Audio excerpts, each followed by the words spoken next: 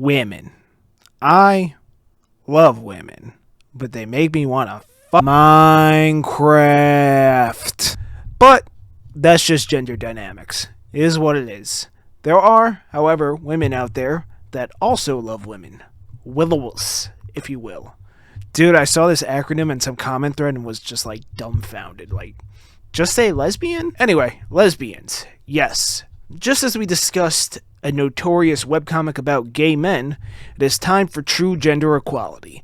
This one is for the gay women, particularly those fond of extreme facial expressions. Welcome to another episode of Infamous Webcomics. Moon over June. So I became aware of this series from this image that I'm putting on screen now.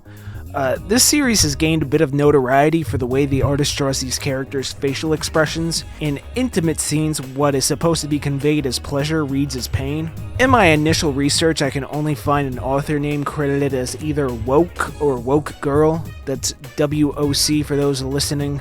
Now, not to confuse any viewers by using the accursed word woke, I will be referring to the author as Woke Girl only. While some find the art style off-putting, personally, I find the art to be rather unique. I don't want to call it bad, because having a very recognizable, distinct style is a good thing in my opinion. I don't think this is doing Ginger Chicks any favor, though. I am intrigued.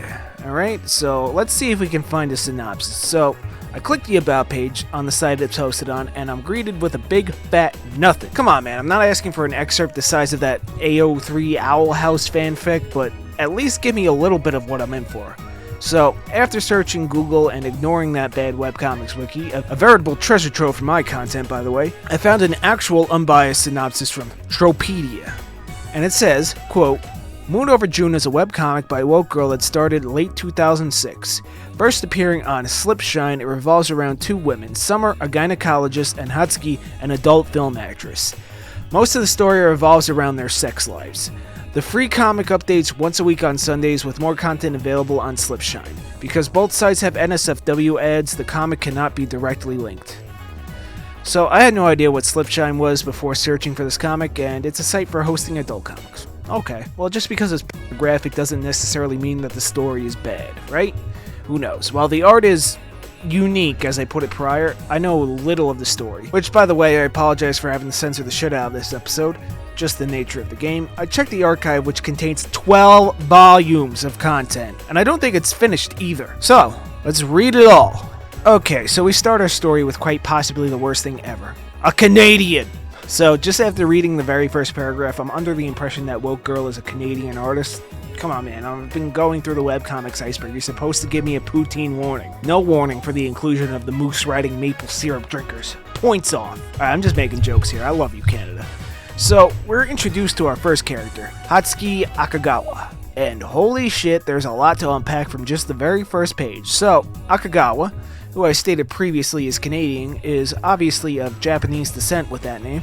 Apparently, her parents miswrote the kanji in the name Hatsuki, and it's actually supposed to be pronounced Hazuki. And she had run-ins with people reading her name, in Canada, mind you, where I'm pretty sure French and English are the two major languages, with the wrong kanji pronunciation. Because there's apparently kanji in the Latin alphabet. Whatever, we're just gonna ignore that inconsistency. It gets worse.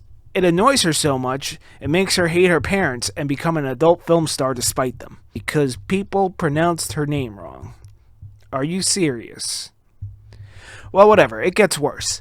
Apparently, according to the narration, doing heterosexual scenes was, quote, too Japanese for her. So she only does scenes with other women. Like, dude, you could have just made her gay. That's all you needed. I went into the story expecting lesbians. Also, a tad racist coming from someone calling themselves Woke Girl, don't you think? Anyway, this is an insane setup, but it is an adult comic, so the plot is usually a bit avant-garde, to say the least. Turns out Hatsuki likes what she does. Good for her, I guess. I should note that her parents are actually supportive of her decisions. You know what? I'm not here to debate morality, just provide entertaining content looking at webcomics for you guys. So let's actually get into the rest of this story now, but wow. My first impressions just from this one page is that it's going to be weird and maybe a little racist. The art here is a bit different from the notorious screenshots. Here, Woke Girl decided to use a monochromatic palette of purple and a handwritten font. Personally, I hope Woke Girl switches to a more legible font as the series goes on, but I kinda don't dislike the art. Some of the anatomy is a bit questionable, but I can read Hatsuki from panel to panel. It's got a more minimalistic approach, but the lines actually feel like they have intent and were placed exactly where the artist wanted them. Actually, I kinda like it.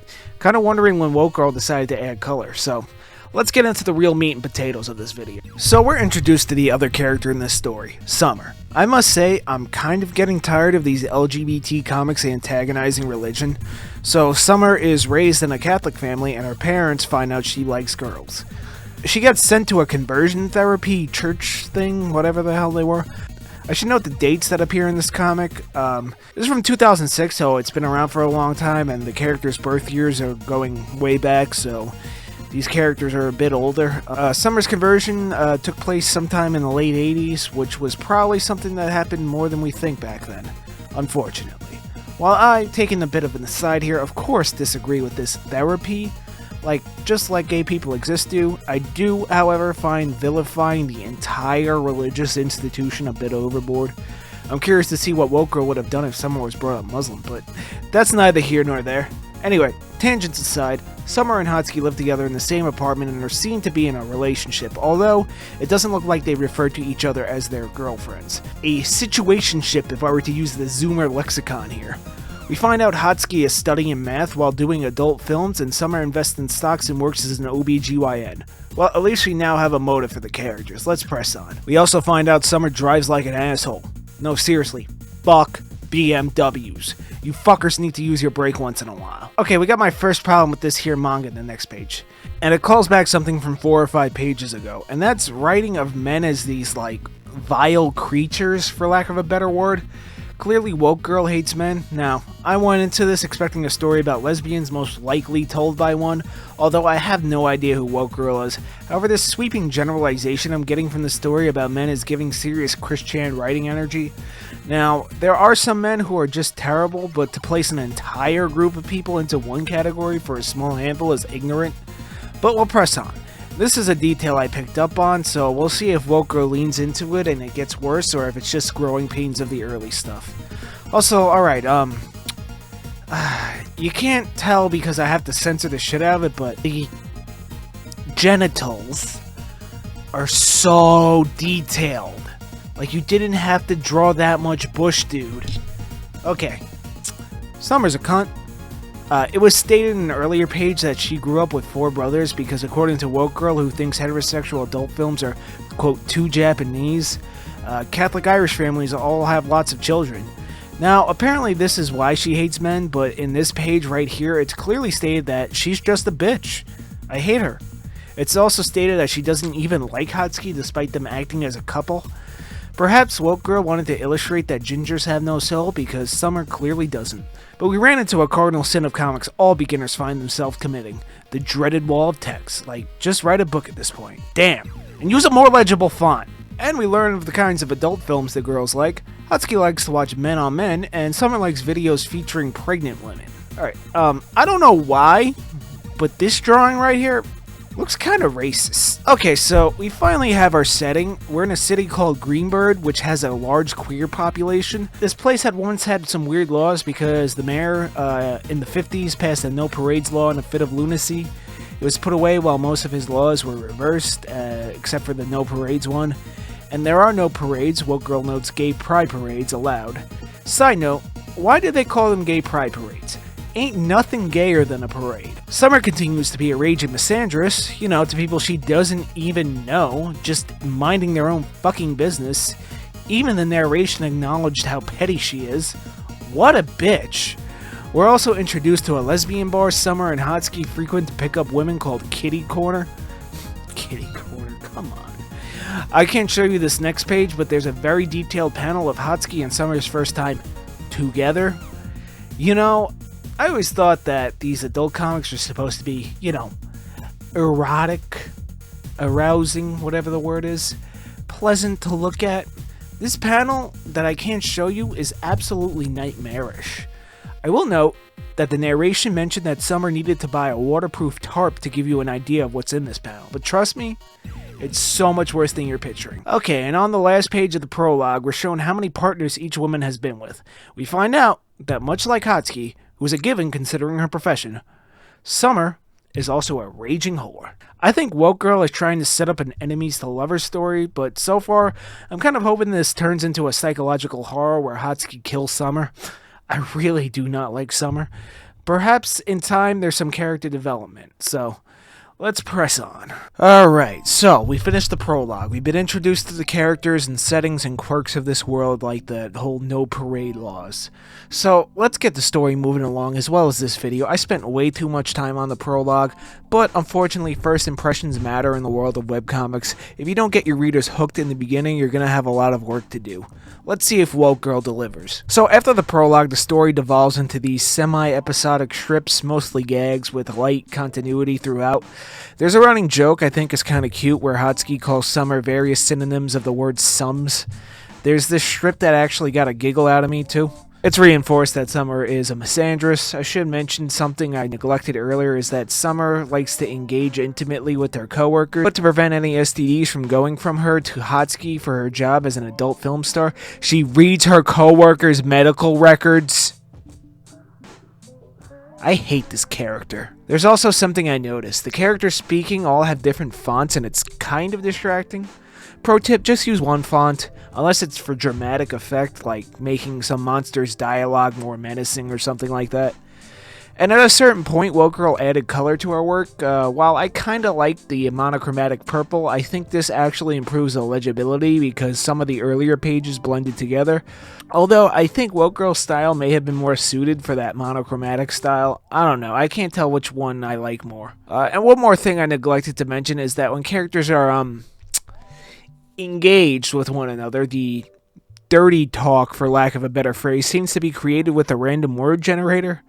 Come on, you could do better than that. Fucking lemurs? Really?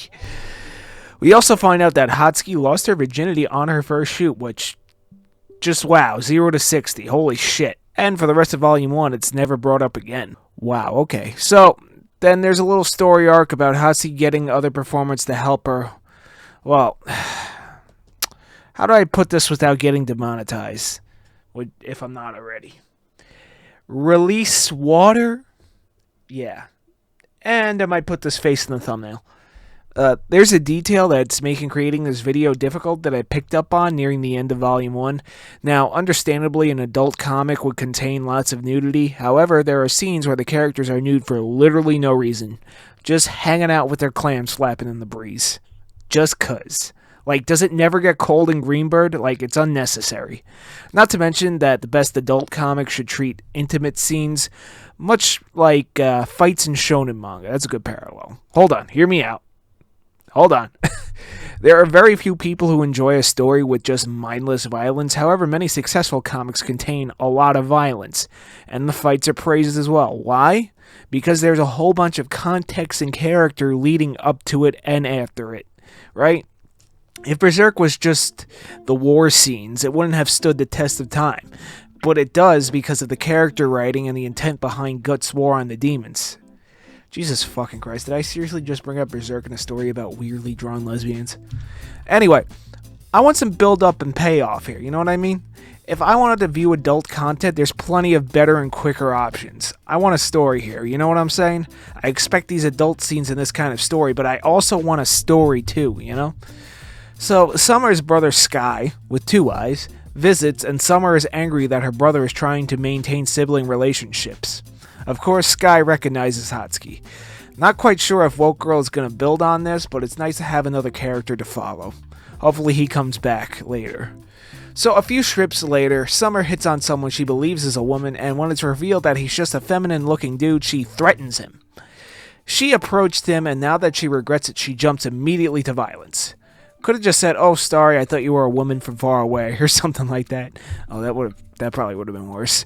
Or even a more passive, like, "Oh, I thought you were someone else I knew, sorry." But no, immediately threaten violence. I hate this bitch. So, does everyone just sit around and eat breakfast naked? Like, damn, you're gonna spill that hot coffee on yourself. See what I mean when I say unnecessary nudity, or rather, unearned nudity? There's no build-up, it's all payoff, making it feel disposable. Honestly, I wish this site had a comment section to read. So, then we reach another mini story arc of Hatsuki wanting to, equip some gear to infiltrate Summer's rear gate.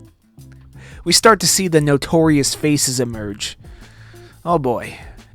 We're going to see that the faces continue to evolve into the memes. Some of the panels add shadows and highlights, mainly the panels I can't show you, and Summer finally caves to Hatsuki's backdoor pleading. Yeah. What the fuck has my channel become? Oh, profitable, that's right. And there's one more thing I noticed about this comic. There are a lot of panels of the girls going to the bathroom, to the point where I'm starting to suspect that it might be a fetish of woke girls. Pure speculation on my part, though. Perhaps someone who actually has this fetish and comes across this video can go read it themselves and confirm or deny it. The faces are also starting to get memeier as we approach the end of Volume 1. Summer meets Hatsuki's parents at her graduation, and they seem to immediately approve. Wait until they see what a raging bitch she is.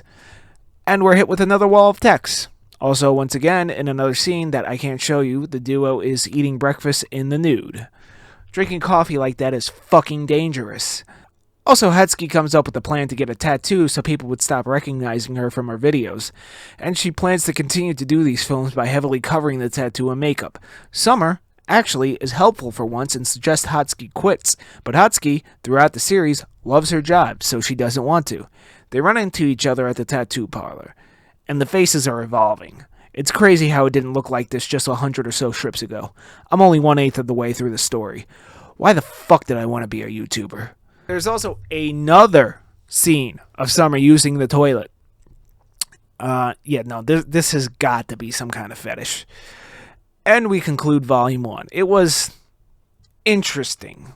I wasn't expecting so many one-off strips. I thought this was going to be a story with continuity. I feel like there were attempts at humor here and there, some swings at character development, and the occasional progression of the plot. It wasn't the best, but so far it's better than Sonichu and Lightbringer. And honestly, a bit more interesting than Boyfriends.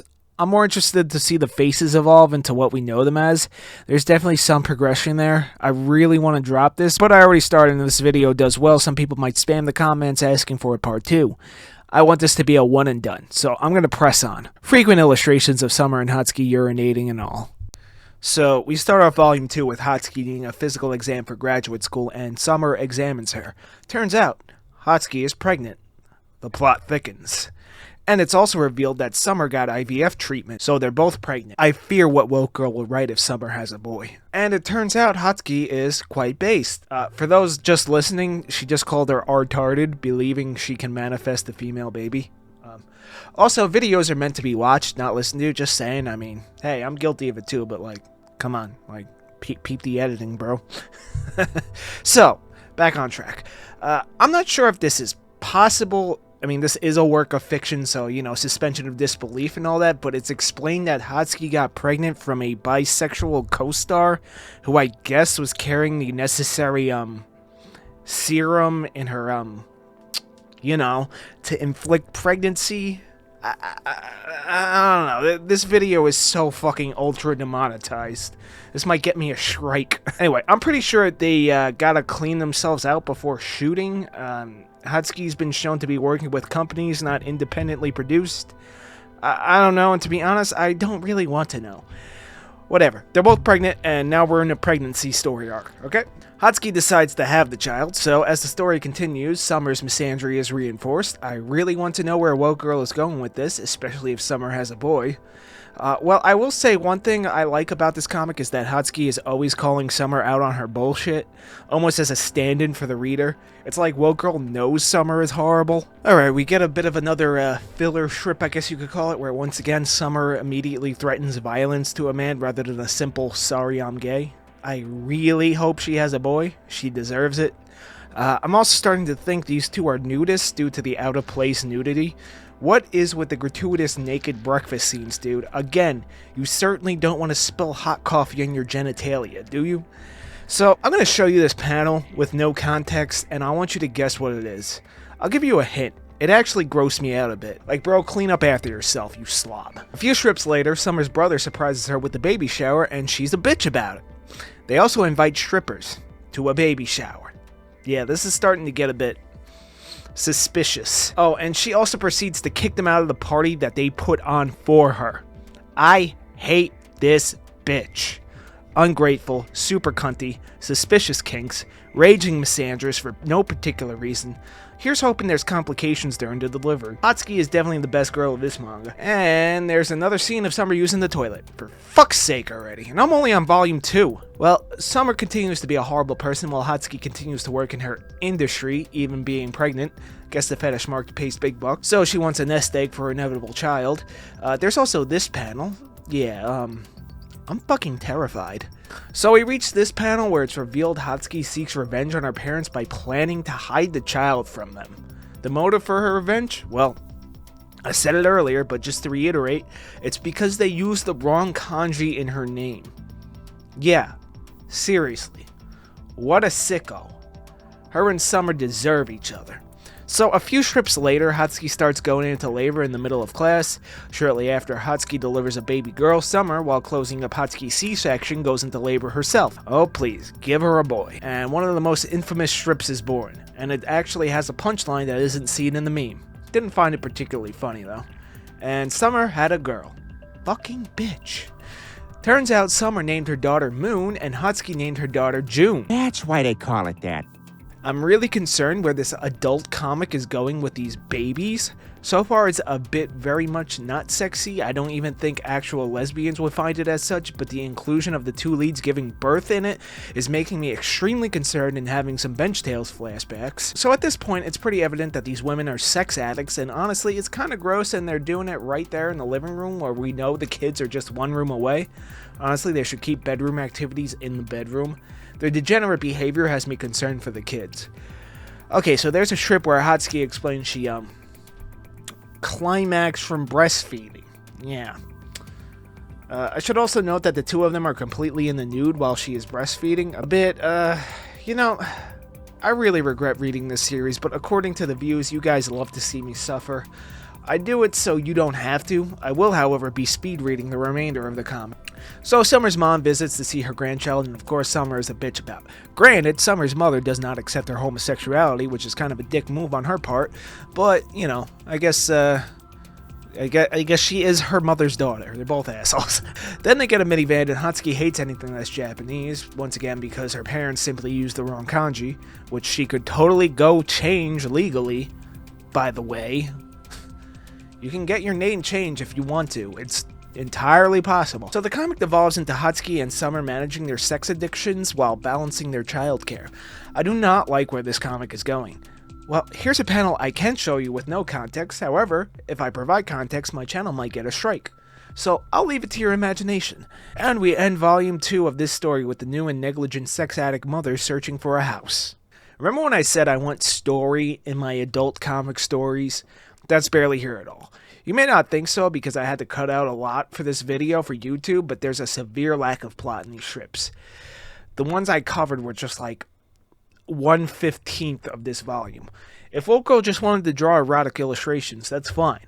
But I was under the impression that this would contain, you know, story. So far the main characters have been unfathomably unlikable, particularly Summer. There are no consequences for their degenerate behavior, and the adult scenes are far more horrifying than pleasant. It is quite the slog to get through, but we have 10 volumes left. 10 volumes. I need a break. Let's read some reviews. So, as I like to browse the So Bad It's Horrible page, I found mention of this webcomic, which was described as a gender-swapped shredded moose. What the fuck is shredded moose? Yeah, I guess I'm gonna have to cover that one too. Typing the comic into the search engine brought up only a troper link. Apparently the comic is made by a troper here. The comic has since gained a legitimate of sorts article. I not reading it. But I wonder, is it really shredded moose bad? I'd like to hear the details. Which is somebody who started a thread on this. And here are some of the replies. I only saw the free preview parts of it, but from what I remember, the art was ugly, the story was uninspired, and the overall experience was forgettable. I would probably hesitate to call it so bad it's horrible, however. Yeah, it's forgettable. Nothing too great or bad. Well, if you can tolerate two lesbians living together, leaving no bodily function or orifice unexplored, it's readable as a slice of life story. Seriously? It's not the greatest reading material on the internet, but horrible? Not by any stretch of the word. There are a few additional drops of entertainment that could be wrung from seeing two jerks interact with each other and with the world at large. Where are you, Froggy? That's a terrible Big the Cat, I'm sorry. Not that bad. Kind of funny at times, although the story is forgettable and the art is shit. Again, I wouldn't really call the art shit, I would just call it unique. Again, I don't know, I wouldn't really call it bad. It's certainly got a style. By the standards of erotic internet comics, it is fairly well done, but that doesn't say very much. Most of the characters have basically no psychological realism. They just existed as vehicles for sex to heaven. But this is again true to many of most erotic comics. It is vile. The art is terrible. The bodies have weird, unsexy proportions. The faces looked warped a lot, and the sex acts are more often than not disgusting. I love how two people used forgettable after I did. Okay, unremarkable then. Same idea. It's true though, there's nothing particularly interesting or attention-grabbing about it. There was one comic that made me laugh. Well, I laughed. Also, this has taught me what a dental dam looks like, so yeah. I haven't gotten past page 4. It's the most disgusting thing I've ever read. Really? It gets grosser when they add color. It completely fails to capture my interest. The deadly words are said with emphasis. It's been a long time since a work of fiction has made me want to vomit, but this one did make my stomach churn. It's the extreme unworded hateful cynicism. What the fuck are the 8 deadly words? What is that? What are the 8 deadly words?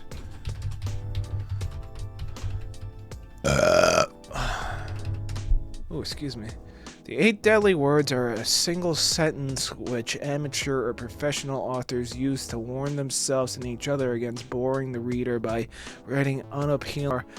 I don't care what happens to these people, followed by the reader closing the book, leaving the theater, or otherwise giving up on the story. Oh, okay. Well, I kind of do want this to devolve into a psychological horror where Hotsky murders Summer, because that would be pretty sick, I'm not gonna lie. But yeah, that's what the 8 deadly words are. Okay, that's cool. Anyway, let's get back into it. Okay, guys, so I lost my script for Volume 3. Alright, so make sure you always save your files locally and don't really rely on cloud storage. Luckily, that's like the only thing I lost was the script of this video, but like just a chunk of it, so good for me, but save locally. Don't use cloud storage. Anyway, I'm just going to have to go off the images I saved in my notes because I really don't want to go back and reread this again.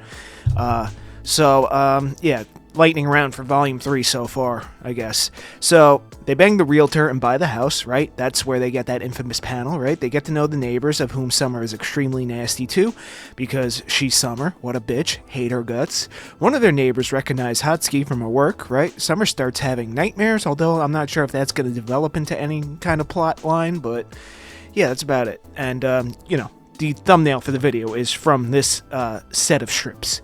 There were a bunch of filler strips, I guess you could call them, that the comic is actually marketed as, the adult stuff, but, they're not good and they don't move the plot forward at all, really. It's just them being degenerates, which, whatever. I don't really care if you are or not degenerate, or if you engage in promiscuous activities. Couldn't really give a shit. Just this story is really fucking boring. After a while, it just got kind of boring. It's just them being horrible people and sex addicts. That's it. That's the whole story. And, there's some elements of attempted comedy here, but the problem with that is that when you have asshole protagonists like this, you need the comedy to be good. Like, Always Sunny in Philadelphia is the prime example of having horrible people as protagonists, but still making it funny. You know what I mean? It's because they're terrible. That's the joke. And it's done well. It's well executed. When you don't execute it well, you get Moon over June. Or Control-Alt-Delete. I had that problem too. Jesus Christ, man. So yeah, that's Volume 3, I guess. based off of my notes. Can you guys tell that I really just want to get this damn video done already? And, well, I don't know, guys. I don't think I could do this anymore. I can't allow you to do that, John. What? The fuck do you get in here? You can't just barge in like that. I am Carl Sagan. Carl Sagan, the astrophysicist that's been dead for years. Really? The messiah of atheism. Incorrect. Richard Dawkins is the messiah of atheism. I am the deity of atheism worshipped by the Church of Reddit. Whatever, man. You look nothing like the guy anyway. Carl Sagan. Well, shit, I guess it really is him. Alright, what do you want? You must finish the review or else the ever-expanding universe will implode upon itself. Really? Are you serious? For me not completing this review of scarily drawn lesbian, sex addict, neglectful mothers. Are you kidding me? Carl Sagan. Shit, guys, I guess he's for real. Carl Sagan. Alright. Let me level with you here. This video is getting really long, and I need to get the content out. How about I split this into a 3-part trilogy, right? And we'll do 4 volumes of video. Fair? Carl Sagan. Alright, guys, I guess that means he's okay with it. Carl Sagan. Anyway, back to volume 4.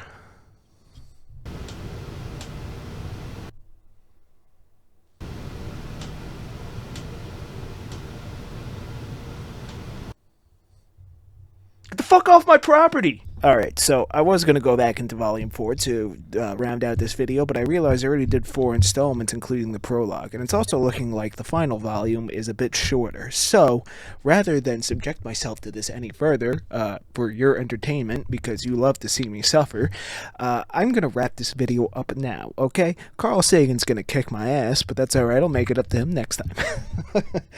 But before we go, I do want to read a few more reviews. Alright, so, Mr. Mustache says, no.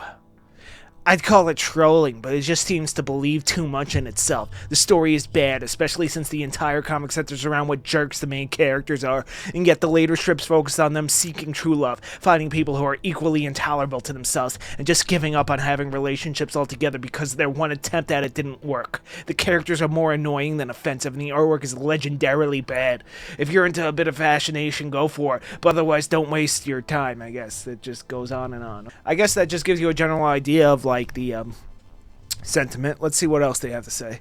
Esther23 says, surprisingly touching. The art is either stylized or hyper-realistic to the point where I can see why people don't like it and minor internet memes exist to mock it. Some of the jokes don't always work, but the main characters are incredibly flawed.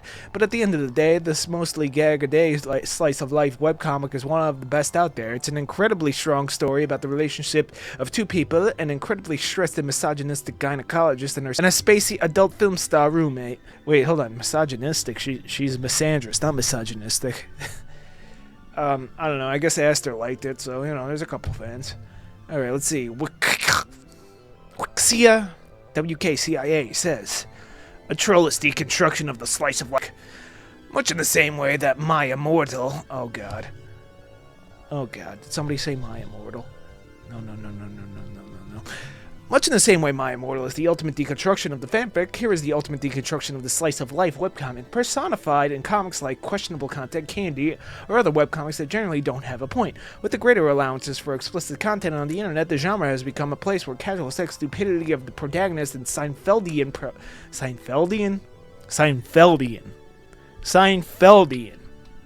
Seriously, Seinfeldian? I fucking hate the internet. Pointlessness can reach its true comedic pinnacle. It is a place where the writer can place their Freudation id out into the open they thought it was a troll. Okay, so Unwinding Web says, don't recommend you that you do the same. Neither do I. I did it for you, okay? Don't do it. Don't fucking do it. Anyway. The art is ugly. The artist obviously has no understanding of anatomy. Every interior scene in the comic was very obviously produced on Google SketchUp, and the vaginas, I think that was some. They are incredibly detailed in like an H.R. Geigerian fashion. They look like abominations from H.P. Lovecraft's worst nightmare. Yeah, I think I used the word Lovecraftian in the script once or twice already. I didn't read MOJ for the alleged erotica, but I think it's safe to assume that whoever does will be severely disappointed. Alright, so that's going to wrap up part 1 of this Nightmare trilogy, and I will see you guys next time. Thank you very much for watching. Check out some of the other videos. Thank you to patrons, and yeah, I will see you next time.